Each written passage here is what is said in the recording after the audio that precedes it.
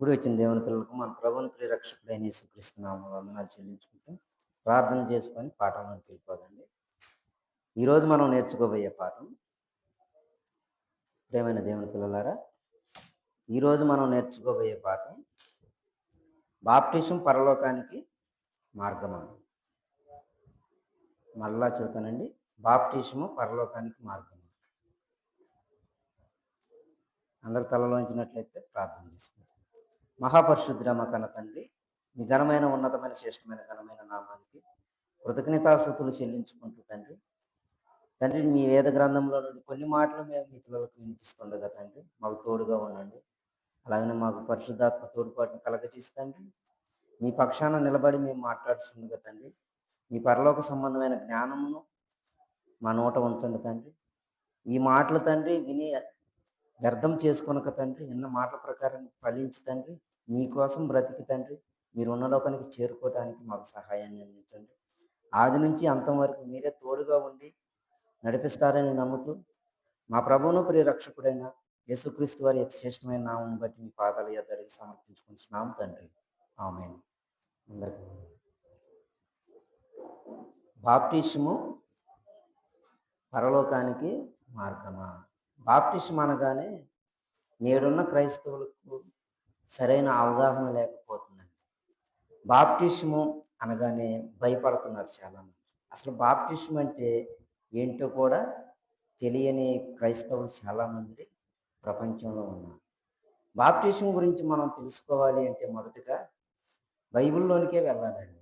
బైబిల్లో యేసుక్రీస్తు వారు ఎన్నో సందర్భాల్లో ఈ లోకానికి వచ్చి ఈ లోకంలో జరుగుతున్న మంచి చెడులు చూసుకుంటూ యేసుక్రీస్తు వారు ఎంతోమంది పాపం చేసి నరకానికి బాప్టిజం గురించి తెలియపరచడానికి యేసుక్రీస్తు వారు భూమి మీదకి వచ్చారు.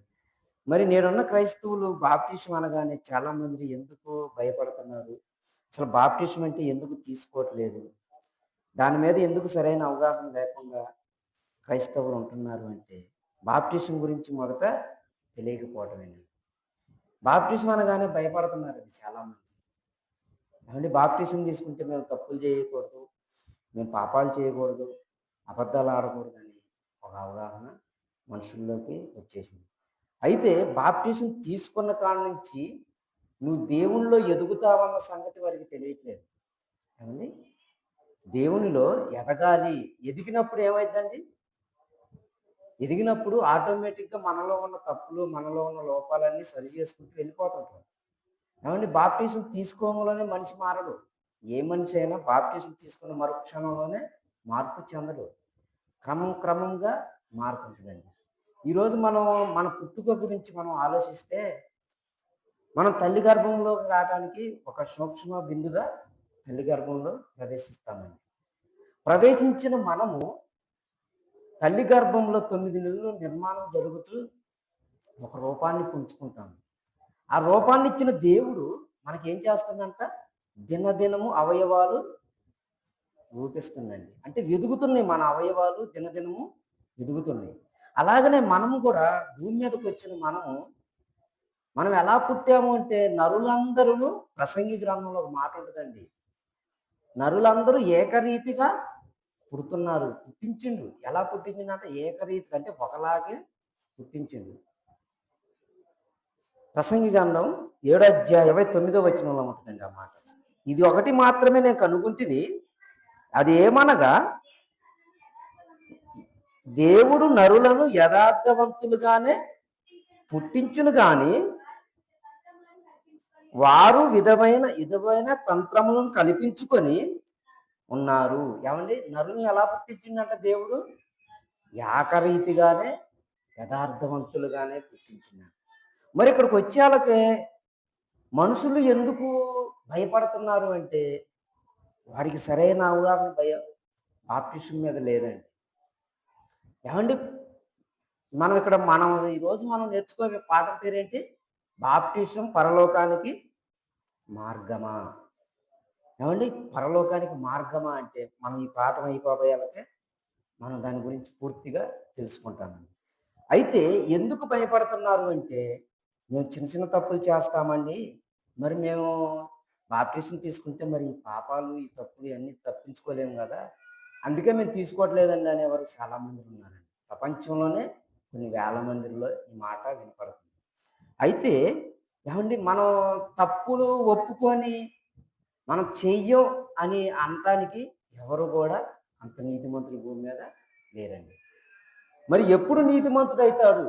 ఒక మనిషి నీతిమంతుడు కావాలి అంటే ఎప్పుడైతాడు అంటే, మనం బాప్టిజం తీసుకునేటప్పుడు మనలో ఉన్న కొన్ని లోపాలను దేవునికి అప్పగిస్తామండి.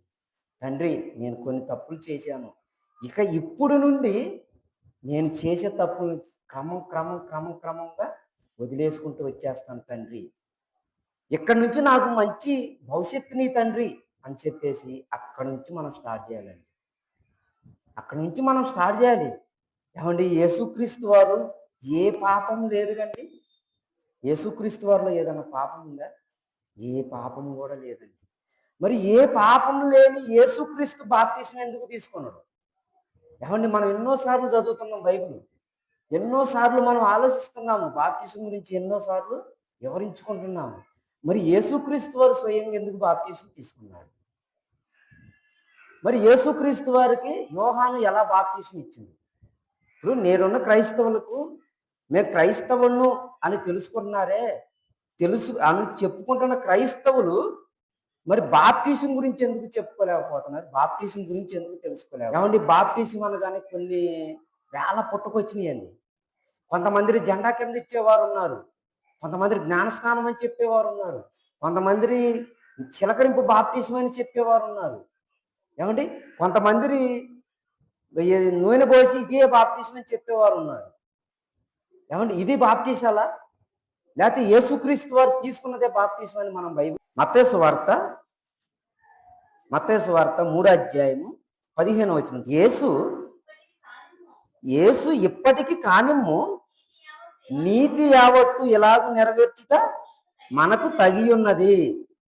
ఏమండి, నీతి యావత్తు అంటే అక్కడ నీళ్ళు ఉన్నాయా? యోర్దాను నది ఉందండి. మనం ఎన్నోసార్లు చాలా మంది చెప్పుకుంటారు, యోర్దాను నదిలో యేసుక్రీస్తు వారు బాప్తిసం పొందాడు అని చెప్పుకుంటారు. పై వచనాల్లోకి వస్తే యోహాను దగ్గరికి యేసుక్రీస్తు వారు వచ్చారని ఉంటుంది. నీతి యావత్తు ఎలాగ మనకు నెరవేర్చుట మనకు తగి ఉన్నది అతనికి ఉత్తరం ఇచ్చెను గనుక అతడు అలాగు కానిచ్చును. యేసు బాప్టిజం పొందిన వెంటనే నీళ్ళల్లో నుండి, మీరు అర్థం చేసుకున్నాండి, నీళ్ళల్లో నుండి ఎక్కడికి వస్తుందో ఒడ్డుకొచ్చెను. ఏమండి, ఇప్పుడు యేసుక్రీస్తు వారు చెప్పిన బాప్టిజం మనకు నిజమా? లేకపోతే ఈ రోజు కల్పించుకొని చెప్పుకునే బాప్టిజాలు మనకి కరెక్టా? అర్థం చేసుకోండి. యేసుక్రీస్తు వారు స్వయంగా పలుకుతున్న మాటలండి ఇవి. మేము మా సొంత మాటలేం చెప్పట్లేదే, యేసుక్రీస్తు వారు స్వయంగా పలుకుతున్న మాట. నీళ్ళల్లో నుండి ఒడ్డుకొచ్చిన వెంటనే ఇదిగో ఆకాశము తెరవబడిను, దేవుని ఆత్మ పావురము వల్లే తన మీదకు వచ్చుట చూచెను. ఏమండి, ఎంత బాగా ఉందో చూడండి. యేసుక్రీస్తు వారు బాప్టిజం ఎలా తీసుకున్నాడు? మరి ఇది చదివినప్పుడు మన నేడున్న క్రైస్తవులకు అర్థం కావట్లేదా? అసలు బాప్టిజం ఎలా ఇవ్వాలి, ఎలా ఇస్తే పరలోకానికి వెళ్తారు? ఏమండి, బాప్టిజం లేని పరలోకానికి వెళ్ళటానికి అర్హత లేదండి. అలాగని బాప్టిజం తీసుకున్న కాడ నుంచి దేవుని పనిలో లేకపోయినా అర్హత లేదండి. ఆలోచించండి, బాప్టిజం అంటే మనకి ఇంపార్టెంట్.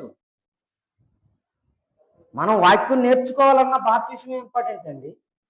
మనం దేవునిలో ఎదగాలన్నా బాప్టిజమే ఇంపార్టెంట్. బాప్టిజం లేకుండా నువ్వు ఎన్ని సంవత్సరాలు, ఏమండి, కొంతమంది అంటారు నేను 20 సంవత్సరాలు పోయా, 30 సంవత్సరాలు పోయా అని చెబుతారే. నువ్వు 100 సంవత్సరాలు పోయినా బాప్టిజం వాక్యానుసారంగా జరగకపోతే నువ్వు పరలోకానికి చేరలేవండి. పరలోకానికి అవకాశం అనేదే లేదు. మరి యేసుక్రీస్తు వారు ఇక్కడ బాప్టిజం పొంది వెంటనే నీళ్ళల్లో నుండి ఒడ్డుకు వచ్చిన వెంటనే ఆకాశము తెరవబడి దేవుని ఆత్మ పావురము వలె తన మీదకు వచ్చుట చూచెను. అంటే ఇప్పుడు యేసుక్రీస్తు బాప్టిజం తీసుకోవాలని ఎవరు వచ్చారు? ఆకాశంలో నుండి పరిశుద్ధాత్మ దేవుడు వచ్చిండండి. తండ్రి పంపించుండు. కిందకు వచ్చేళ్ళకి తండ్రి మాట్లాడుతుంది చూడండి. మరియు ఇదిగో ఏనే నా ప్రియ కుమారుడు, ఈయన యందు నేను ఆనందించుచున్నానని ఆకాశం నుండి ఒక శబ్దము వచ్చెను. ఏమండి? ఇప్పుడు ఆకాశం నుండి ఒక శబ్దం వస్తుందంటే ఆకాశంలో ఎవరో ఉన్నారే? ఎవరు ఆయన? ఆయనే తండ్రి అని చెబుతున్నాడు. ఈయనే నా ప్రియ కుమారుడు అంటే ఆయన పరలోకంలో ఉన్నాడు.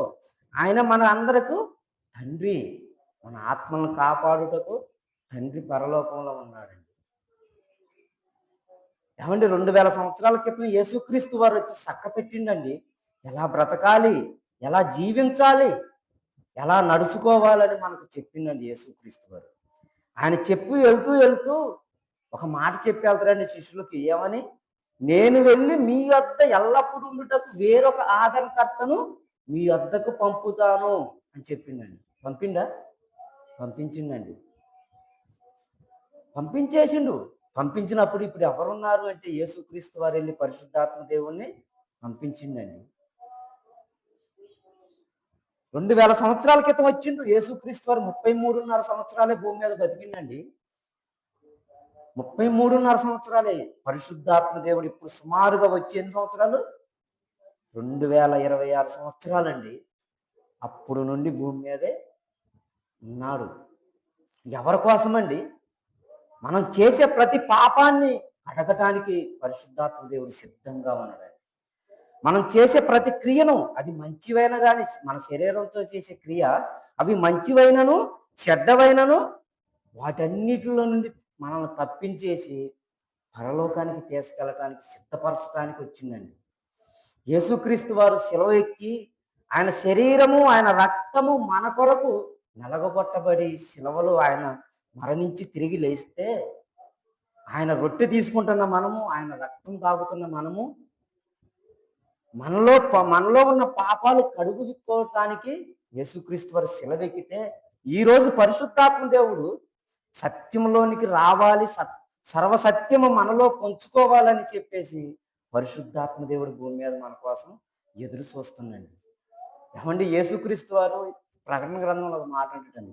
ఇదిగో నేను తలుపు యొద్ద నుండి తట్టుచున్నాను, ఎవడైనా నా స్వరము విని తలుపు తీసిన ఎడల నేను వారిలోనికి వస్తాను.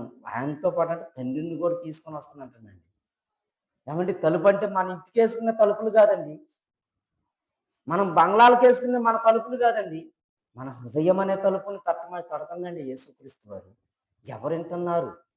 ఎవరు మారుతున్నారు? ఎవరు మార్చుకుంటున్నారు? ఏమండి? మార్పు చెందాలి అంటే ఒక్కసారి మారదండి. ఇందాక నేను చెప్పే చూడండి, మనం తల్లి గర్భంలో 9 నెలలు నిర్మాణం జరిగాక భూమి మీదకి వచ్చిన మనము ఒక్కసారి పెద్దవారు అవుతామండి. ఒక్కసారి పెద్ద అవుతామా? నెలకొక మార్పు వస్తుందండి మనలో. నెలకొక మార్పు, నెలకొక అవయవం ఎదుగుతుంటుంది. అలా సంవత్సరానికి వచ్చేళ్ళకి ఒక అవయవం వస్తుంది, ఒక రూపం మారిద్ది. 2వ సంవత్సరానికి వచ్చేళ్ళకి మరొక రూపం మారిద్ది. అలా పెద్దవారు అయ్యేళ్ళకి ఎలా వస్తాం? ఇది కనుక మీకు అర్థమైతే బాప్టిజం కూడా అలాగేనండి. మనం జన్మించిన మరుక్షణం నుంచి మనలో ఏం రావాలంట? మార్పు చెందాలి. ప్రతి దినము మార్పు చెందుతూనే ఎదగాలండి. ఏమన్నా బాప్టిజం తీసుకోలేకపోయామా, మనం సర్వసత్యంలోనికి వెళ్ళటానికి అవకాశం అనేది దొరకదండి. సర్వసత్యంలోకి వెళ్ళలేము, అలాగనే పరలోకానికి కూడా మార్గం లేదండి. యేసుక్రీస్తు ఒక మాట అంటాడు, యోహాను సువార్త 14వ అధ్యాయం 6వ వచనంలో, యేసు నేనే మార్గము. ఏమండి? యేసుక్రీస్తు వారు ఇందాక మనకు అక్కడ ఏం కనపడదు? ఆయన బాప్టిజం తీసుకునేది మనకు కనపడదు. ఇప్పుడు యేసుక్రీస్తు వారు ఏం చెబుతుండండి? యేసు నేనే మార్గమును సత్యమును జీవమును, నా ద్వారానే తప్ప. ఏమండి? ఇక్కడ ఏమంటుండే? నా ద్వారానే తప్ప అంటే నేను చేసిన పనులు మీరు చేయకపోతే, నేను తీసుకున్న బాప్టిజం మీరు తీసుకోకపోతే, నేను చేసే ప్రతి పని మీరు చేయలేకపోతే మీకు పరలోకం లేదు. ఏమండి? నీకు పరలోకం లేదని చెప్పడానికే ఈ మాట చెబుతుందండి. యేసు నేనే మార్గమును సత్యమును జీవమును, నా ద్వారానే తప్ప ఎవడును నా తండ్రి యొద్దకు రాలేడు. పరలోకాన్ని చూడటానికి కూడా అవకాశం లేదండి. ఏమండి? మనం దేవుణ్ణి నమ్ముకుంది ఎందుకో తెలుసా? మన రోగాలు పోతాయనో, మన బాధలు తీరుతాయనో కాదండి. పరలోకానికి వెళ్ళటానికే మనం యేసుని నమ్ముకోవాలి. పరలోకానికి వెళ్ళటానికే మనం దేవుణ్ణి ఆశ్రయించాలి. పరలోకానికి సిద్ధపాటు కలిగితేనే మనం దేవుణ్ణి నమ్మాలండి. లేదండి, నేను ఏదో ఈ లోక సంబంధమైన ఆలోచనల కోసం నేను బ్రతుకుతున్నాను. ఈ లోకంలో అందరూ చర్చికి వెళ్తున్నారు. నేను కూడా చర్చికి వెళ్తున్నానండి. అందరూ వాక్యం చదువుతున్నారు. నేను కూడా వాక్యం చదువుతున్నానండి. అందరూ కూడా బైబిల్ పట్టుకొని పోతున్నారు. నేను కూడా బైబిల్ పట్టుకొని పోతున్నా అంటవా? అట్ట పోతే పరలోకం కాదు కదా! పరలోకం మెట్టు కూడా తిరిగి చూడలేమండి. మరి దేనికోసం నువ్వు ఇక్కడికి రావాలి? యేసు చెబుతుండు, నేనే మార్గమును, నేనే సత్యమును, నేనే జీవమును, నా ద్వారానే తప్ప నేను తీసుకున్న బాప్టిజం లాగా మీరు తీసుకోకపోతే, నేను చెప్పిన వాక్యం మీరు చదవకపోతే, వాక్యానుసారంగా మీరు జీవించకపోతే మీకు పరలోకం నో. నేను ఇచ్చేయను అంటుండు. ఇచ్చేది ఎవరండి పరలోకం? ఏమండి? పరలోకం ఇచ్చేది ఎవరు? పరలోకానికి తీసుకెళ్లేది యేసుక్రీస్తు వారే. పరలోకం ఇచ్చేది తండ్రి యేసుక్రీస్తు వారే. తండ్రి ఇవ్వాలి. తండ్రి ఇవ్వాలంటే ఆయన తీసుకెళ్లే రాజ్యాన్ని తండ్రి చేతిలో పెడతాడండి. అర్థం చేసుకోండి. తండ్రి చేతిలో రాజ్యాన్ని పెట్టేటప్పుడు ఆ రాజ్యంలో మన పేరు ఉందా లేదా? ఆ పేరు లేకపోతే నరకానికే తప్ప పరలోకానికి మనం యేసుక్రీస్తు వారు తన శిష్యులతో ఒక మాట చెబుతారండి. శిష్యుల్ని వాక్యానికి పంపించుకుంటూ వెళ్ళేటప్పుడు ఒక మాట అంటాడు. ఏమనంటే మార్కు సువార్త 16 అధ్యాయము 16 వచనం. నమ్మి ఏమి నమ్మాలి? ఈ లోకంలో ఏదో పోతే ఏదో కలిగిద్ది, ఏదో ఆస్తులు వస్తాయి, అంతస్తులు వస్తాయి అని కాదంట. నమ్మకం, విశ్వాసంతో నమ్మి బాప్టిజము పొందిన వాడు రక్షింపబడును, నమ్మని వానికి శిక్ష విధింపబడును. ఏమి నమ్మాలి? ఏమండి? ఆనాడు అబ్రహాం గారి గురించి మనం ఆలోచిస్తే, అలాగే మోషే గారి గురించి కూడా మనం ఆలోచిస్తే, వాళ్ళు ఏమి నమ్మారు? ఈరోజు మనం ఏమి నమ్ముతున్నాం? వాళ్ళు నమ్మిన నమ్మకం ఎలా ఉంది? వాళ్ళ మనం ఆలోచిద్దామండి. వాళ్ళు నమ్మిన నమ్మకం ఎలా ఉంది? వాళ్ళు నమ్మిన నమ్మకం ఎలా ఉంది? మనం నమ్మే నమ్మకం ఎలా ఉందో చూద్దాం. మోషే గారి గురించి మనం ఈ సందర్భం చూద్దామండి. ఎబ్రీ పత్రిక 11 అధ్యాయం 24వ వచనం. మోషే పెద్దవాడైనప్పుడు, ఏమండి బాగా ఆలోచించండి. మనం ఇదే మాట క్రైస్తవుల దగ్గరికి వెళ్తే, నీ విశ్వాసం నీది, నా విశ్వాసం నాదండి. కాదు, ఇక్కడ విశ్వాసం అంతా ఒక్కటేనండి. ఇక్కడ మోషే ఏమంటాడంటే, మోషే పెద్దవాడైనప్పుడు విశ్వాసమును బట్టి ఐగుప్తు ధనము కంటే క్రీస్తు విషయమైన నింద గొప్ప భాగ్యమని ఎంచుకొని అల్పకాలము పాపభోగములు అనుభవించుట కంటే దేవుని ప్రజలతో శ్రమ అనుభవించుట మేలని. ఇప్పుడు ఇక్కడ ఏం ఆలోచిస్తుండో మోషే గారు ఏం ఆలోచిస్తుండండి? అల్పకాలమే ఈ పాపభోగాలు ఉన్నాయే, ఈ ఆస్తులు అంతస్తులు ఉన్నాయే, ఈ కొద్ది కాలమేనండి. ఈ 66 సంవత్సరాలు, లేదా ఎప్పుడు ఏ క్షణం జరిగిద్దో కూడా తెలియదు. నీటిలో బుడగ వంటి వారం మనం. ఏమండి? నీటిలో బుడగ వంటి వారం. ఎక్కడికో, ఎందుకని మన ఊరికి దగ్గరలోనే నందిగం దగ్గర ముళ్ళపాడు అడ్రోడ్ దగ్గర తెల్లారుజాము 4 గంటలకు ఆగుండే లారీకి కారు ఢీకుందండి. 2 మనుషులు స్పాట్లో చచ్చిపోయారు తెల్లారుజామున. ఏమండి? నేను ఇక్కడికి వచ్చే టైంలో తెల్లారుజామున 2 మనుషులు స్పాట్లో చచ్చిపోయారు. అంటే ముళ్ళపాడు రోడ్డు దగ్గర పార్కింగ్ ప్లేస్లో లారీ పెట్టుకొని నిద్రపోతుంటే ఆ డ్రైవరు వేరే కారు వచ్చి గుద్దటంతో 2 చనిపోయారండి. ఏమండి? ఒక క్షణంలోనే మన ప్రాణం లేచిపోతుంది, ఒక క్షణంలోనే మన జీవితం ఆగిపోతుంది. మరి చనిపోయిన తర్వాత స్టార్ట్ అయ్యే జీవితం గురించి ఎవరు ఆలోచిస్తున్నారండి? ఆలోచిస్తున్నారా? ఎవరు ఆలోచించట్లేదండి. ఎవరు కూడా దాని గురించి పట్టించుకోవట్లేదు. మరి మన జీవితం చనిపోతే ఎక్కడికి వెళ్ళిద్ది? మన ఆత్మని ఎవరు తీసుకెళ్తారు? ఎక్కడికి పోయి మన ఆత్మ వేతన పడుతుంది. మోషే గారికి అర్థమైందండి, ఈ పాపభోగాలు వద్దయ్యా, నాకు క్రీస్తు విషయమైన నింద గొప్పది. క్రీస్తు కోసం మీరు ఎంత శ్రమ పెట్టినా నాకు చాలా గొప్పదే. ఎందుకంటే ఈ కొద్ది జీవితంలో మీరు ఎన్ని మాటైనా అనుకోండి, ఎంత దూషణైనా చేసుకోండి, కానీ నాకు కావాల్సింది ఏంటో తెలుసా? పరలోకం. పరలోకం కావాలని కోరుకుందండి. ఏమండి? ఈరోజు కోరుకునేవారు ఎవరున్నారండి? చెప్పండి, ఎవరన్నా కోరుకుంటున్నారా? కోరుకుంటున్నారండి? ఎవరన్నా ఆలోచిస్తున్నారా? కొందరినైనా అగ్నిలో జారిపోతున్న కొందరినైనా వెతికి రక్షించడానికే ఈ వాక్యం చెబుతుందండి. ఎతకమంటాడు. ఇక్కడ ఈ మోషే గారు ఏం చెబుతుందండి? క్రీస్తు విషయమైన గొప్ప భాగ్యమని ఎంచుకొనుచు అల్పకాలము పాపభోగములు అనుభవించుట కంటే దేవుని ప్రజలతో శ్రమ అనుభవించుట మేలని యోచించెను. అబ్రహాం గారికి కుమారుణ్ణి ఇచ్చిండండి. కుమారుణ్ణి ఇస్తే ఆ కుమారుణ్ణి మళ్ళీ నాకు బలిగా ఇవ్వమంటాడు దేవుడు. అబ్రహాం గారిని కుమారుణ్ణి బలిగా ఇవ్వమని అడిగితే అసలు కనీసం వెనక్కి తిరిగి చూడలేదండి అబ్రహాం గారిని. ఆయన గురించి మనం చెబుతాం, అనుకుంటాం ఏమని, అబ్రహాంకి ఇచ్చిన దేవా నాకు ఇవ్వవని పాట కూడా పాడుతున్నాం. అబ్రహాం గారి విశ్వాసం ఎలా ఉంది? మన విశ్వాసం ఎలా ఉంది? ఎలా ఉంది మనకి తెలుస్తుందా? ఆలోచిస్తున్నామా? అబ్రహామా, నీ కుమారు ఒక్కగానొక్కనైనా నీ కుమారుడు నాకు బలిగా ఇవ్వడంలోనే ఇని తిరగలేదండి. ఇని తిరగకుండా కొండ మీదకి తీసుకెళ్ళి కట్టెల పేర్చి బలి ఇవ్వటానికి కత్తెత్తితే దూత వచ్చి, అబ్రహామా నీ కుమారుని బలిగా ఇచ్చేసావని చెప్పిద్దండి. సంపొద్దని చెప్పిద్ది. దేవుని గొప్పతనం చూడండి. అంటే మన హృదయాన్ని ఎదురు చూస్తుందా? మన హృదయాన్ని ఇవ్వాలని ఆయన ఎదురు చూస్తుండో. క్రమంగా తీసేస్తాం. మొదట మనకు కావాల్సింది ఏంటి? ఏమండి, ఒక పెద్దవారు ముసలివారు అయిన తర్వాత వాళ్ళకి ఒకటి అవసరం ఉంటుందండి. ఆ ముసలివానికి ఒకటి అవసరం వచ్చింది. ఏంటి అది? ఒక కర్ర అవసరం అండి. ఎందుకు ఆ కర్ర అవసరం? ఆయన వయసు ఉడికిలిపోయింది. ఆయనకి ఇప్పుడు నడవాల్సింది కర్ర చేతి పట్టు మీద నడవాలి. ఈ చేతి పట్టు మీద నడవాలి అంటే ఆ కర్ర అవసరం. ఆ కర్ర గట్టిగా పట్టుకోవడానికి అవసరం. ఒకవేళ ఆ కర్ర ఓటిదైతే ఏం జరిగిద్ది? ఆ ముసలివాడి కింద పడతాడు.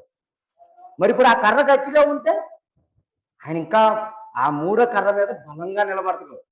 ఆల్రెడీ 2 కాళ్ళ మీద నిలబడుతుందో, మూడోది ఏంటి? అది చేతిలో ఉన్న కర్ర బలాన్ని ఇస్తుంది. అలాగనే నీ గినకి ఇది అర్థమైతే పరలోకానికి కూడా మనకు బాప్తిస్మము బలాన్ని ఇస్తుందండి. ఎందుకు బలాన్ని ఇస్తుంది అంటే, మనం అది తీసుకున్న కానించి ఒక భయం మనలో పడింది.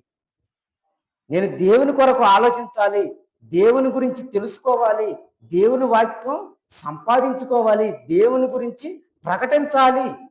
ఈ ప్రకటించాలి దేవుని గురించి తెలుసుకోవాలి అనే టైంలో ఏమి రాదు మనలోనికి? మనకి ఏమి రాదండి. మనం పాపం చేయడానికి దూరం అయిపోతాము. దాన్ని అర్థం చేసుకుంటే పాపం చేయడానికే దూరం అయిపోతాము. దీనికోసం బాప్తీసం తీసుకోవాలండి. దీనికోసమే బాప్తీసం తీసుకొని మనలోనికి పాపం రాకుండా ఉండాలంటే బాప్తీసం అనేది మనలో జరగాలి. అది తీసుకున్న కాడి నుంచి మనం ఏం చేయాలి? ఏమండి, పేతురు రాసిన మొదటి పత్రిక 1వ అధ్యాయం 14వ వచనం, నేను పరిశుద్ధుడనై ఉన్నాను కనుక మీరును పరిశుద్ధులై ఉండుడని రాయబడి ఉన్నది. ఏమండి, దేవుడు పరిశుద్ధుడు. మనల్ని పరిశుద్ధులుగా చేయడానికి ఏం చేస్తున్నానా? మీరును పరిశుద్ధులుగా ఉండాలి అంటే బాప్తీసం తీసుకున్న కాడ నుంచి నువ్వు చేయాల్సింది ఏంటి? తండ్రి పని. ఇందా మనం చదువుకున్నామే ప్రసంగి గ్రంథంలో, ఆయన నరులందరూ ఏకరీతిగా పుట్టించిండు. అంటే ఏకరీతి అంటే ఏంటి? పాపం లేని వానిగానే భూమి మీద పుట్టించిండండి దేవుడు. యథార్థవంతులు అంటే ఏంటి? ఏ పాపం లేదండి దానికి అర్థమండి. అంటే పాపం లేని వారిగా మనల్ని పుట్టిస్తే మనం ఎలా చేస్తున్నామంట?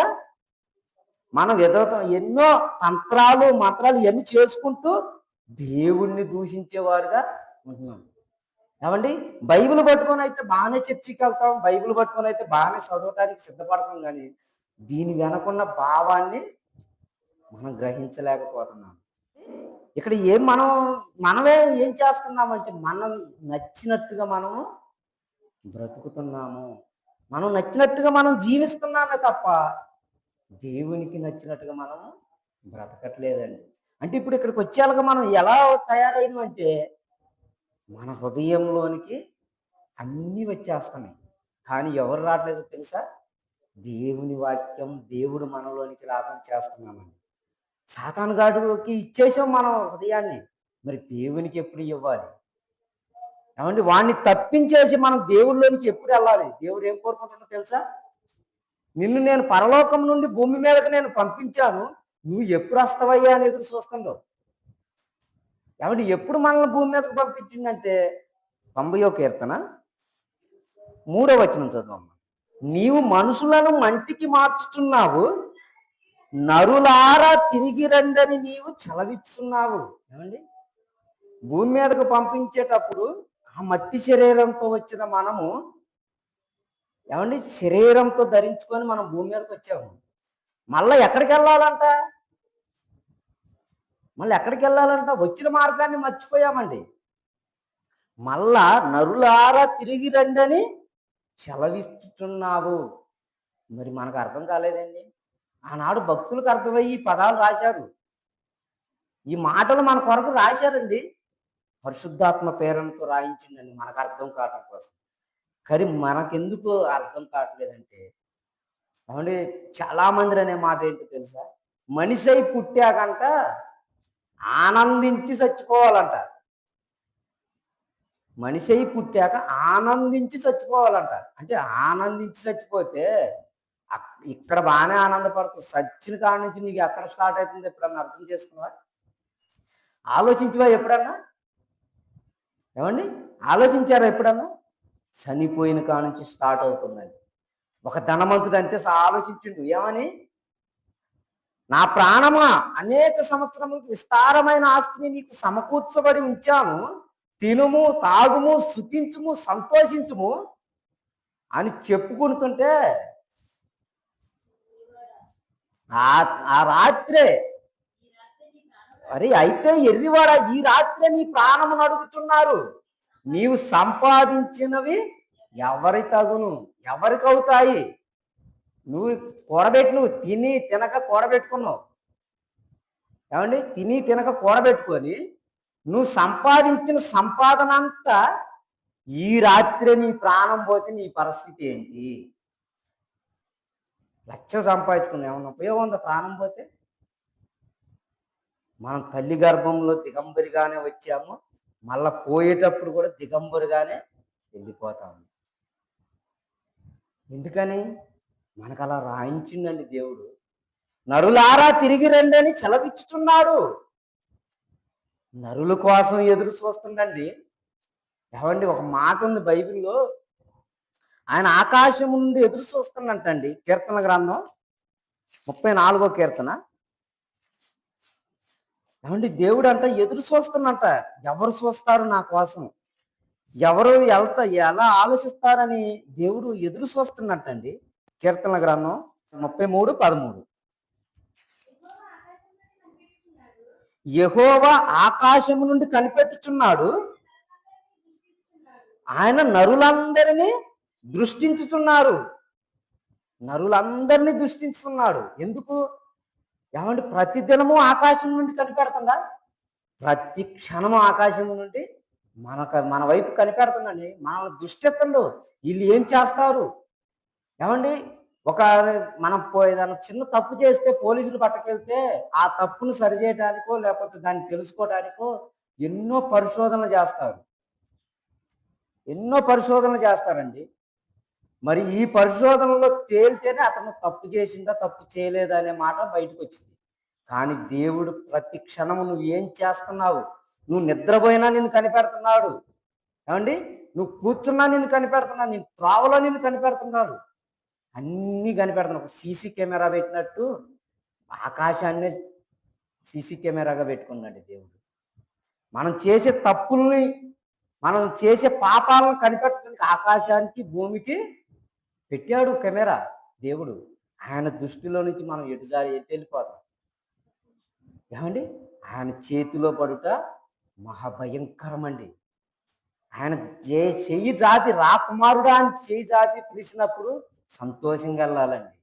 ఒకవేళ ఆయన గుప్పిడ బట్టి గుద్దిండా, పాతాళంలో పడి యాతన పడతామండి. యుగ యుగాలు కాలాలి.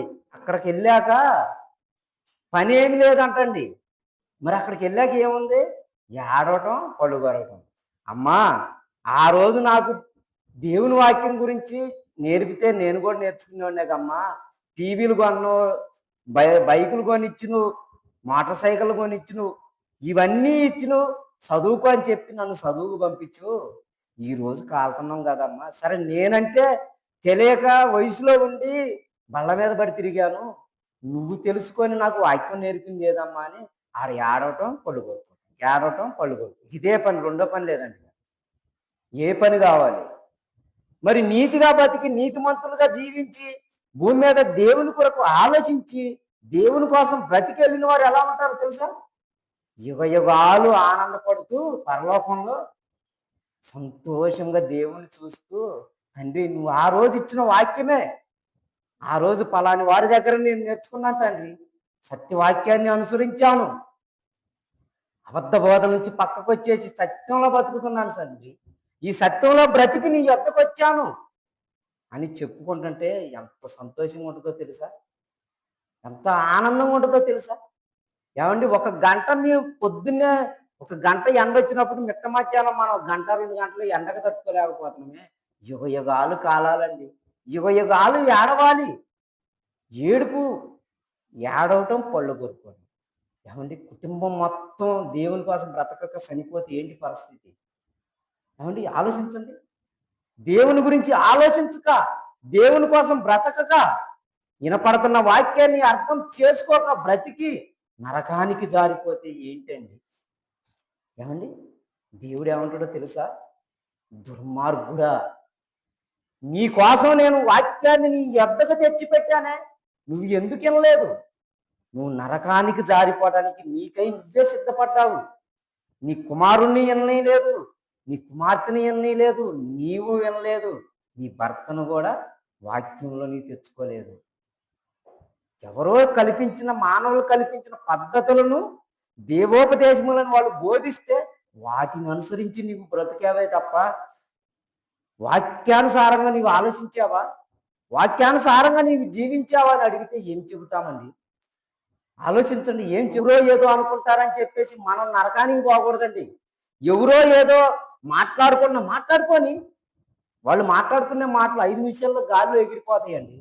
కానీ మనం సత్యంలో బ్రతికి దేవుని కోసం బ్రతికితే దేవుడు ఏమంటాడు తెలుసా?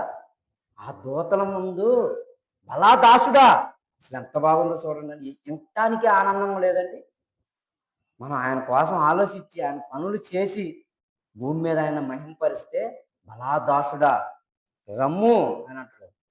చేయని వారిని ఏమంటాడు తెలుసా?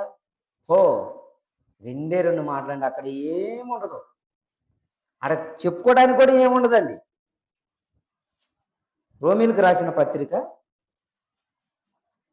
3వ అధ్యాయము 23వ వచనం. ఏ భేదమును లేదు, అందరూ పాపము చేసి దేవుడు అనుగ్రహించు మహిమను పొందలేకపోతున్నారండి. ఏమండి, దేవుడు అనుగ్రహించు మహిమను పొందలేకపోతున్నారు. ఎందుకని? వారిలో కొన్ని బలమైన కార్యక్రమాలు జరుగుతున్నాయండి. ఏంటి? ఏం బలమైన కార్యక్రమాలు అంటే ఈ లోక సంబంధమైన ఆలోచనల్లో పడి కొట్టుకుంటున్నారు. ఈ లోక సంబంధమైన ఒక కట్టడం ఉంది, అది సాతాను కట్టేసింది, దుర్గాలు కట్టిందండి. వారు మనోనేత్రాలు తెరవబడతాయేమోనని దుర్గాలు కట్టేసి వాళ్ళ మనోనేత్రాలను మరుగు చేసిందండి. ఏ భేదము లేదు, మనుషులందరూ పాపము చేసి దేవుడు అనుగ్రహించి మహిమను పొందలేకపోతున్నారు. పరలోకములో ఉన్న తండ్రి ఎంత ఆలోచిస్తుందండి, ఎంత ఆవేదన చెందుతుండో. ఏమండి, ఆది కాండంలోకి వచ్చే పాత నిబంధనలు ఆది కాండంలోకి వచ్చేళ్ళకే మనుషులందరూ ఎలాగున్నారంట? పాపం చేసి ఉన్నారు. పాపం చేసి ఉన్నారు. మరి ఈ పాపం చేసినప్పుడు దేవుడు ఎంత బాధపడ్డాడో తెలుసా? తన హృదయములోనే నొచ్చుకొనెను అని ఉంటదండి బైబిల్లో. కానీ 5 అధ్యాయం 6 వచనంలో చదువుకోండి. ఏమన్నట, నరుల చిరుతనము భూమి మీద గొప్పదనియు వారి హృదయం యొక్క తలంపుల ఊహంతయు సాలమ్మ వారి తలంపుల ఊహంతయు కేవలం చెడ్డదని యెహోవా చూసి తన హృదయములో నొచ్చుకొనెను. ఏంటండి, దేవుడు నొచ్చుకున్నాడా? ఈ 800 కోట్ల మందిని కన్న దేవుడే నొచ్చుకున్నాడండి. దేవుడే నొచ్చుకున్నాడండి. దేవుడే నొచ్చుకున్నాడు కాబట్టి నొచ్చుకున్నానయ్యా, ఇది చదువుకోనైనా మీరు మారాలయ్యా, ఇది తెలుసుకోనైనా మీరు అర్థం కావాలయ్యా నా బాధ ఏంటో అని ఇక్కడ ఏమంటుండో, దేవుడు అనుగ్రహించి మహిమను పొందలేకపోతున్నారని చెబుతున్నాడు. అంటే దేవుడు అనుగ్రహించి మహిమను తీసుకోలేకపోతున్నారా? మరి యేసుక్రీస్తు వారు ఎలా తీసుకున్నాడు? ఆయన యొద్ద నేర్చుకున్నాడు, ఆయన చేసిన క్రియలను చూసిండు, ఆయన పడ్డ బాధను చూసిండు, ఆయన ప్రకృతి ఎలా కలిగించిండో యేసుక్రీస్తు వారు స్వయంగా ఉన్నాడండి. ఇవన్నీ చూసి నా సహోదరులు నశించిపోతున్నారు, వారి కొరకు నేను ప్రాణం పెట్టాలి అని యేసుక్రీస్తు వారు వస్తే ఆయన ప్రాణం పెట్టిండు, ఆయన చనిపోయిండు అని చెప్పి మనం పండగలు చేసుకుంటున్నామే తప్ప ఆయన చేసిన క్రియలో మనం ఏం చేస్తున్నాం? ఏమండి, యేసుక్రీస్తు వారు బ్రతికిన 33.5 సంవత్సరాల్లో బైబిల్ 66 పుస్తకాల్లో ఎక్కడన్నా నేను పండగ చేసుకున్నానని చూపించండి. చేతనైతే చూపిండండి. ఈరోజు క్రైస్తవులని చెప్పుకుంటున్నా మనం పండగలు చేస్తున్నామే, బైబిల్ ఎక్కడన్నా పండగలు చూపించండి. ఇశ్రాయేలీయులు చేసిన పండగలు కాకుండా క్రైస్తవుడు చేయాలి అని అపోస్తులు ప్రారంభించిన కాడి నుంచి ఉన్న పండగలు ఏమైనా ఉందేమో చూపించండి. చూపించలేడండి, ఎవరు చూపించలేరు. ఎందుకు చూపించలేరంటే లేవు. 33.5 సంవత్సరాలు బతికిన యేసుక్రీస్తు వారే పండగ చేసుకోమని ఎక్కడా చెప్పలేదండి. మనకి పండగ చేసుకోమని ఎక్కడా చెప్పలేదు. మరి మనం ఎందుకు చేస్తాం అంటే తినటం తాగటం, ఆ రోజు మాసాలు తెచ్చుకుంటాం, తాగేవారు మందు తాగుతారు, తినేవాడు తింటారు, బంధువులను పిలుచుకుంటారు. పండగలు. దేవుని స్వార్థ చెప్పిన రోజు నీకు పండగేనండి. దేవుని వాక్యం నువ్వు ప్రకటించి వచ్చావంటే నీకు అసలు చాలా గొప్ప పండగ. దేవునితో పండగ అండి అది. నీకు మనుషులతో పండగ, దేవునితో సంతోషమైన పండగ చేసుకుంటామండి. ఆనాడు మోషే గారు అదే చెబుతుండ్రు. ఏమని? అల్పకాలము పాపభోగములు అనుభవించుట కంటే క్రీస్తు విషయమైన నింద గొప్పదని మహాభాగ్యమని ఎంచుకొనుచు సంతోషముగా పడ్డాడండి. ఐగుప్తు ధనం గొప్పదా? ఈరోజు మనం సంపాదించే సంపాదన గొప్పదండి? ఆలోచించండి. ఐగుప్తు ధనం అంటే ఎంత అండి? లెక్కేయటానికి కూడా లెక్కగా సరిపోదండి. ఆ ధనం అమ్మ అని పిలువ, నీకు ఇస్తాను ఈ ధనం అంటే వద్దనడండి. అదండి దేవుని ప్రేమ, దేవుని కోసం బ్రతికే ప్రేమ. ఈరోజు ఏం ఆలోచిస్తున్నాను? ఏమండి, పరలోకానికి వెళ్ళాలి అంటే బాప్తిస్మమే మార్గం అండి. వాళ్ళు ఇప్పుడు దాకా మీకు తెలియకపోతే తెలుసుకోండి. బాప్తిస్మం గురించి అడగండి ఎవరినైనా. మీరు వెళ్ళి మీ సంఘాల్లో అడగండి, అయ్యా బాప్తిస్మం ఎందుకు మాకు ఇవ్వలేదు, మేము తీసుకోలేదు, మరి మాకు ఇప్పుడన్నా మాకు బాప్తిస్మం గురించి చెప్పండి. మరి నేను పరలోకం వెళ్ళాలి అంటే బాప్తిస్మం లేకుండా నేను ఎలా వెళ్తా? ఇన్నాళ్ళ బట్టి నీ దగ్గరకు వస్తున్నా, నువ్వు ఎందుకు చెప్పలేదని అడగండి. కొంతమంది ఏమంటారు, మళ్ళీ చావుకులంట అడిగితేనంట పాపం వచ్చిందంట. మళ్ళీ ఇదొకటి. మరి అడగకుండా ఒక మాస్టర్ ఉన్నాడండి. నువ్వు కాలేజీకి వెళ్ళినప్పుడు కాలేజీలో ఫస్ట్ 1వ తరగతి చదివిస్తారండి. రాష్ట్రం మొత్తానికి ఒకటే బుక్స్ ఉంటాయా లేకపోతే బుక్లు మారుతాయా?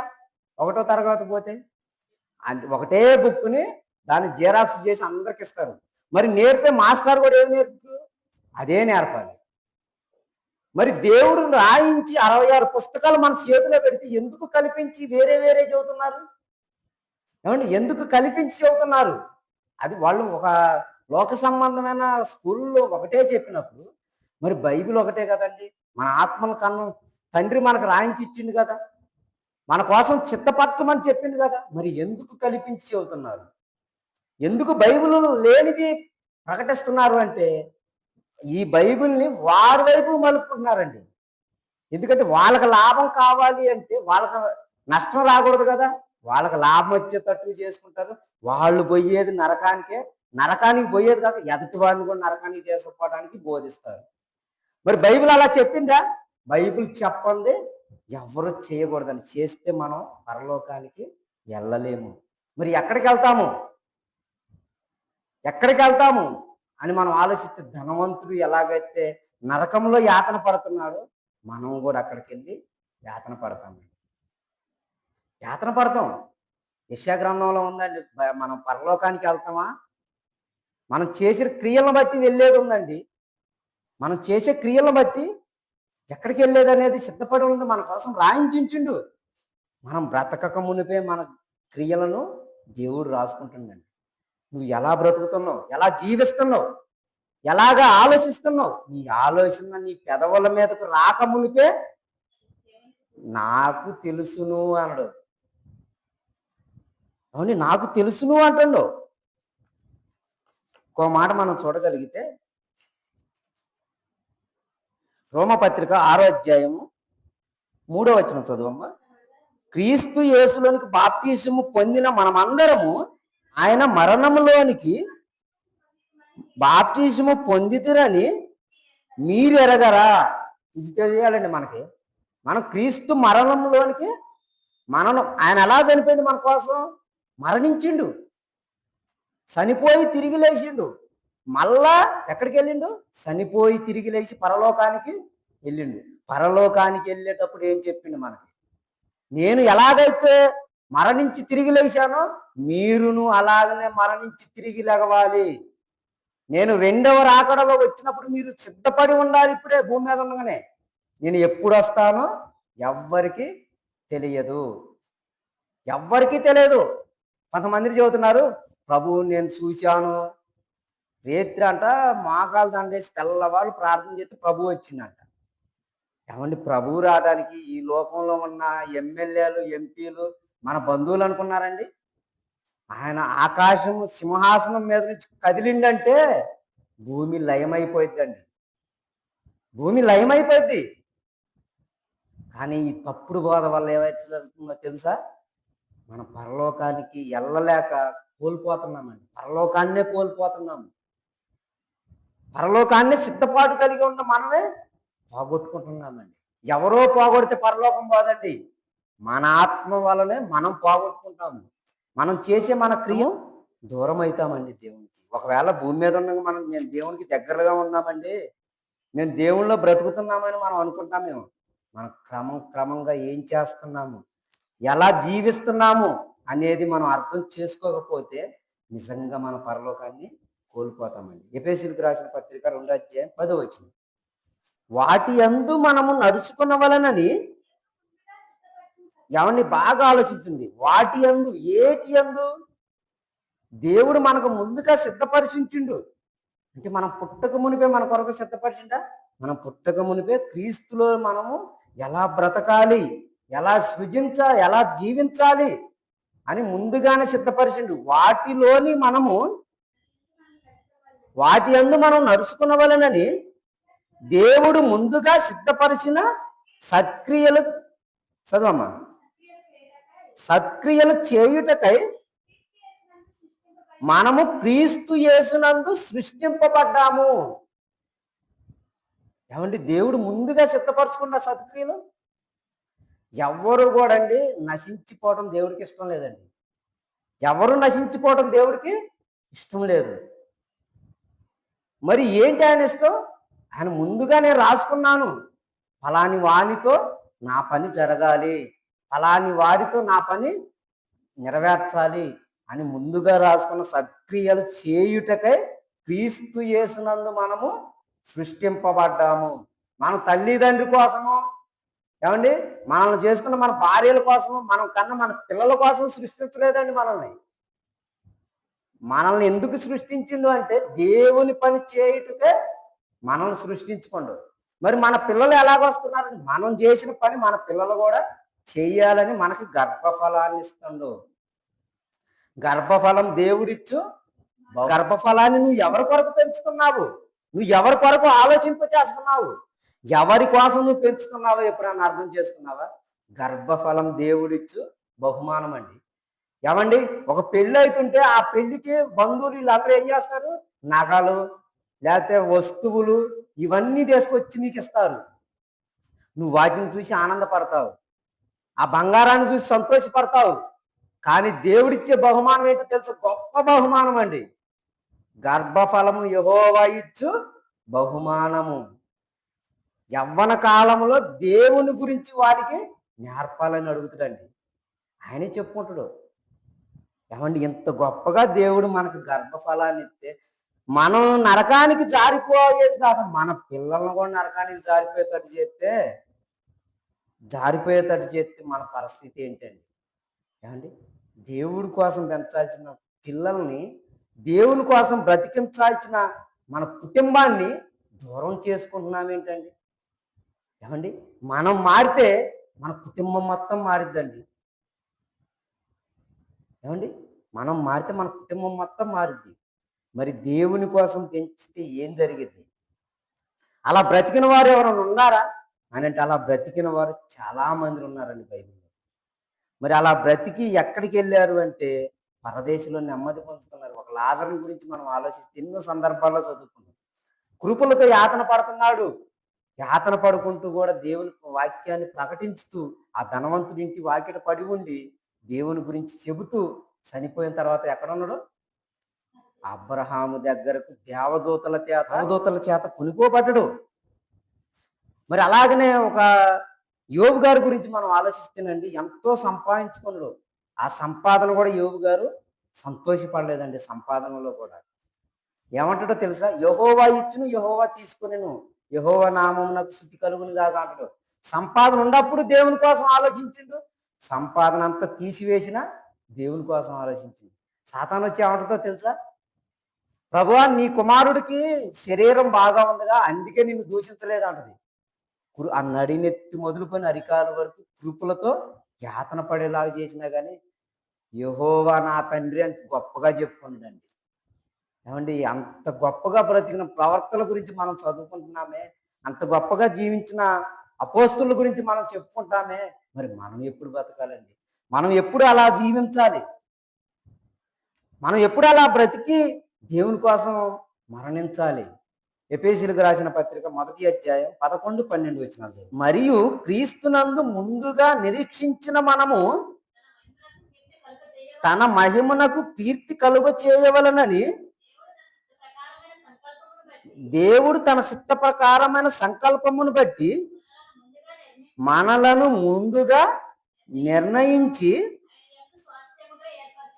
ఆయనందు స్వాస్థ్యముగా ఏర్పరచెను. ఏమని? మనం ఇప్పుడు క్రీస్తునందు స్వాస్థ్యముగా ఏర్పరచెను మనల్ని. ఏమంటే, దేవుని పని చేయడానికి మనకి ఎవరు మార్గం అంట? యేసుక్రీస్తు వారే మార్గం అండి. యేసుక్రీస్తు వారు అపోస్తుల్ని ఎలాగెన్నుకొని మీరు ఇదిగో ఇవి చెయ్యండి అంటే అవే చేశారు. ఏమండి, అవే చేశారా? వాళ్ళు కూడా ఏమైనా పండగలు పబ్బాలు చేసుకొని యేసుక్రీస్తు వారిని దూషించేటట్టు చేశారండి? చెప్పండి, ఎలా చేశారు వాళ్ళు? వాళ్ళు యేసుక్రీస్తు వారు ఎలాగైతే చెప్పిండో, వాళ్ళు ఎలాగైతే చేయమన్నారో అలాగే చేశారండి. అందుకే మనం ఒక మాట చదువుకుంటాం అపోస్తుల కార్యం, మీరు అపోస్తుల బోధ యందును సహవాసమందును ఎడతెగక ఉండాలి. ప్రార్థన చేసేది కూడా ఎలా చేయాలి? అపోస్తులు ఎలాగ చేశారో అలాగే చేయాలి. ఎవరి మళ్ళీ అలాగే చేయాలండి. మరి కొన్ని ప్రార్థనలు యేసుక్రీస్తు వారు నేర్పినవి ఉన్నాయి. మరి అవి వాళ్ళే చేశారా అంటే, అప్పుడు వాళ్ళు చేసినప్పుడు అప్పుడు రాజ్యం భూమి మీదకి రావమని తీసుకొని రావాలని చెప్పేసి తండ్రికి ప్రార్థన చేశారు ఒక ప్రార్థన. అది ఇప్పుడు మనం చేస్తే సరిపోదు, మనకి ఇంకో ప్రార్థన నేర్పింది యేసుక్రీస్తు వారు. నా నామమున మీరు తండ్రికి అప్పగించాలి. ఏమండి, ఒక్కొక్కరికి ఒక్కొక్క విధానంగా నేర్పలేదండి. కాలాన్ని బట్టి ఏ కాలంలో ఎలా జరగాలి, ఏ కాలంలో ఏం చేయాలి, బైబిల్ పరిపూర్ణం కాకముందుకు ఎలా నేర్పాలి, బైబిల్ పరిపూర్ణమయ్యాక ఎలా చేయాలనేది మనకు రాయించిందండి. కొన్ని స్వస్థతలు యేసుక్రీస్తు వారి కాలంలో 1వ శతాబ్దంలో కొన్ని స్వస్థతలు జరగాలి. అది దేవుని కుమారుడని తెలియపరచడానికి కొన్ని స్వస్థతలు జరిగినాయి. మరి యేసుక్రీస్తు వారు చనిపోయి తిరిగి లేచాక అపోస్తులు చేశారు. అపోస్తులు చేసి వెళ్ళాక ఇప్పుడు ఏమన్నా ఉన్నాయి ఆ స్వస్థతలు అంటే? ఇప్పుడు మనకు లేవు. దేవుడు స్వస్థత చేయాలి. దేవుడే చేస్తాడు స్వస్థత. నువ్వు చేసే క్రియను బట్టి దేవుడు చేస్తాడండి. నేనేదో ప్రార్థన చేస్తే నేను స్వస్థత చేశానని చెప్పుకోకూడదు. దేవుడు చేస్తాను. నీవు నమ్మకంతో దేవుని వైపు చూడు, నమ్మకంగా ఆయన వైపు ఎతుకు. మొదట నా రాజ్యాన్ని, నీతిని మొదట నువ్వెతుకు, తర్వాత నీకేమి కావాలో నేను అనుగ్రహించుతానని మనకు చెప్పిండండి యేసుక్రీస్తు వారు. అపోస్తులు కూడా అదే పాటించారు. మరి మనం పాటించాల్సింది ఏంటండి? యేసుక్రీస్తు వారు ఎలాగైతే బ్రతకమన్నారో, అపోస్తులు ఎలాగైతే బ్రతికారో అలాగనే బ్రతకాలండి. ఏమండి, ఈ 12 మంది అపోస్తుల తర్వాత మనకి పౌలు గారు కనపడతారండి, 13వ వాడిగా. ఆయన అన్ని జనులకి అపోస్తుడు. ఆయన ఏమంటాడు? ఈ 12 మంది యేసుక్రీస్తు వారితో పాటు తిరిగిన వారే. ఈ 12 మంది యేసుక్రీస్తు వారితో పాటు తిరిగిన వారే. తర్వాత అపోస్తులైన పౌలు గారు వచ్చినప్పుడు ఆయన ఏమంటాడు తెలుసా? నేను క్రీస్తుని పోలి నడుచుకొనిచున్నాను, మీరు నన్ను పోలి నడుచుకోండి అని చెబుతారు. ఏంటండి, వీళ్ళు ముందే కదా మనకి యేసుక్రీస్తు వారు పక్కన తిరిగిన వాళ్ళలో పేతురు గారు మొదటి ప్రారంభికుడు కదా. ఆయన కూడా చెప్పలేని మాట పౌలు గారు చెబుతారండి. సంఘాలను హింసించిండు, సంఘాలను కొట్టిండు, యేసు నామం అనంగానే మనం చంపివేసిన పౌలు గారే చివరికి ఏమంటాడు తెలుసా? నేను క్రీస్తుని పోలి నడుచుకుంటున్నాను, మీరు నన్ను పోలి నడుచుకోండి, నా వెనక వచ్చేసేయండి, నేను క్రీస్తులాగే బతికాను అంటాడు. ఏమండి, దాంట్లో కొద్దిగా బతికినా మనకు చాలండి పరలోకం దగ్గర. పరలోకంలో ఒక మూల, ఏమండి, మూల దేవుని పాదాల కాడిచ్చినా చాలండి. మన పరలోకంలో ఆస్తులేమి ఇవ్వవసరంలా. పరలోకంలో ఒక మూలన దేవుడి పాదాల కాడ కూర్చోన్నా చాలండి. అసలు దానికి మించిన గొప్పతనమే లేదండి. దానికోసమే మీరు బైబిల్ నమ్మాలండి, దానికోసం మీరు వాక్యం తెలుసుకోవాలి, దానికోసం మీరు భూమి మీద బ్రతకాలండి. మనకు ఎప్పుడు ఏం జరుగుతుందో తెలియదు. ఈ క్షణమే చనిపోతే మనం పరలోకానికి వెళ్తామా వెళ్ళమా ఆలోచించండి. దేవుని వాక్యం ఎలా నేర్చుకున్నాము, దేవుని వాక్యం ఎలా నేర్చుకొని మనం జీవిస్తున్నాము ఆలోచించారు ఎప్పుడు? పాటలు పాడండి, పాటల్లో కూడా వాక్యం ఉంది, పాటల్లో కూడా వాక్యం ఉంది. చెప్పే మాటల్లో కూడా నీ హృదయంలో దాచుకోవాలండి. నీ హృదయంలో దాచుకుని అర్ధరాత్రి కాడ అడిగినా కానీ నిద్రపోయి లేచి కూడా దేవుని గురించి చెప్పాలండి. అప్పుడు గొప్పతనం. యోహాను సువార్త 17వ అధ్యాయము 4-5 వచనాలు. చేయుటకు నీవు నాకు ఇచ్చిన పనిని నేను సంపూర్ణంగా, అంటే ఏమి పారక ఉంచలా, ఏం పని భూమి మీద ఉంచలేక నాకు నువ్వు ఇచ్చిన పనిని నేను సంపూర్ణంగా భూమి మీద నెరవేర్చి భూమి మీద నిన్ను మహిమ పరిస్థితిని. మళ్ళీ మాట అడుగుతురండి, తండ్రి లోకము పుట్టక మునుపు నీ వద్ద నాకు ఏ మహిమ అయితే ఉన్నదో, ఏమండి, నీ వద్ద నాకు ఏ మహిమ ఉన్నదో ఆ మహిమతో నన్ను ఇప్పుడు నీ వద్ద మహిమ పరుచుము. తండ్రి, నా ఆత్మను నీ చేతికి అప్పగించుకొనుచున్నాను. ఏమండి, ఎంత గొప్పగా పలికిన చూడండి. మరి ఈరోజు మనం అలా ఆత్మను అప్పగించుకుంటున్నామా? మనం పరలోకానికి వెళ్ళాలి అంటే ఈ మాట చెప్పాలండి. తండ్రి, నాకు ఇచ్చిన నీ పని నేను చేశాను తండ్రి అని చెప్పుకునేవారు ఎవరున్నారు చెప్పండి అండి. ఎవరన్నా? అతి తక్కువ మంది ఉన్నారండి. లేరని నేను అన్నాను, అతి తక్కువ మంది ఉన్నారు. ఈ అతి తక్కువ మందిరైనా పరలోకానికి పోయేది. మరి ఇంక మిగతా వాళ్ళు పోవద్దా అంటే అదంతా మనల్ని బట్టే మనం నిర్ణయించుకునేదండి. మనల్ని బట్టి మనం నిర్ణయించుకోవాలి. మన ఆత్మను మనమే కాపాడుకోవాలి తప్ప ఎవరో వచ్చి కాపాడరు. చెప్పబడే వాక్యాన్ని అర్థం చేసుకొని నేను అలా ఉన్నానా లేనా. ఏమండి, బాప్టిజం తీసుకుంటే మనకు ఒకటి అర్థమవుతుందండి. మీకు తెలుగులో మీకు అర్థమయ్యేటట్టు ఒక చిన్న మాట చెబుతాను. అద్దం ముందుకెళ్ళినప్పుడు నీ ముఖం నీకు కనపడిద్దా? నీ ముఖం నీకు కనపడిద్ది. అలాగే నువ్వు బాప్టిజం తీసుకుంటే నువ్వు చేసే చిన్న చిన్న తప్పులు నీకు అద్దంలో నీ ముఖం ఎలా కనపడిద్దో నీ తప్పులు కూడా తీసుకున్న కాడి నుంచి అలాగనే కనపడదు. అంటే అప్పటి నుంచి నువ్వేం చేస్తావో తెలుసా? ఓకే, ఈ తప్పు నేను చేయకూడదు, ఈ మాట నేను పడకూడదు, ఈ పని నేను చేస్తే పరలోకం రాదు అని నువ్వు క్రమంగా తగ్గించుకుంటావు. అంటే బాప్టిజం తీసుకున్న కాడి నుంచి నువ్వు ఏర్పరచుకునేది ఏంటో తెలుసా? నీ ఆత్మను నువ్వు రక్షించుకోవడానికి సిద్ధపడుతున్నావు అని అర్థం అండి.